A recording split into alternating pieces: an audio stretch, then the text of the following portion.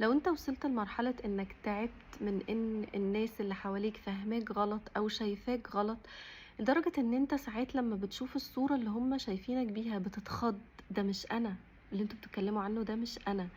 بس برضو في نفس الوقت ما بقاش عندك طاقة تبرر ولا تفهم ولا تقدم اعذار.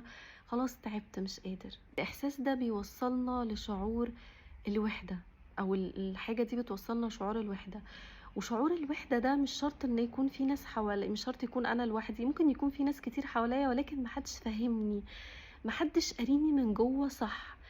الشعور ده بيوجع قوي وانا حاسه بيه جدا لان انا مريت بيه لحد ما شفت المشهد العظيم اللي احنا كلنا هنشوفه بكره ان شاء الله، سواء هنشوفه واحنا موجودين في وقفه عرفه او هنشوفه من خلال التلفزيون زي ما انا ما شفته. تقريبا كنت في ثانوي او كنت في جامعه، مش فاكره قوي، ولكن كنا مشغلين التلفزيون في البيت على وقفه عرفه والناس كلها واقفه على جبل عرفه والناس بتدعي.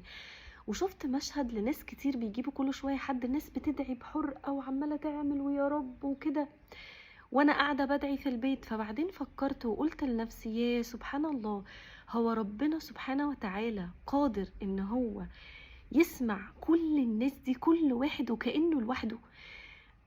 كلنا بنتكلم كأن كل واحد فينا لوحده، كأن كل واحد فينا معهوش غير ربنا.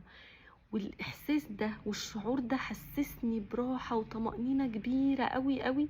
ومن ساعتها قررت ان انا فعلا محدش هيفهمني قد ما ربنا ما هيفهمني، محدش هيقراني من جوه قوي قد ما ربنا ما قاريني من جوه قوي. وربنا بالرغم من ان في ناس كتير قوي غيري بتدعي، الا ان انا ربنا قادر يوصل لي احساس. يعني وهسألكم انتوا كمان، لو انتوا وانتوا بتدعوا مش بتحسوا ان انت وربنا لوحدك؟ انت مع ربنا لوحدك وربنا سمعك وشايفك وحاسس بكل حاجة انت بتمر بيها. فمفيش اجمل ولا احسن من الشعور ده.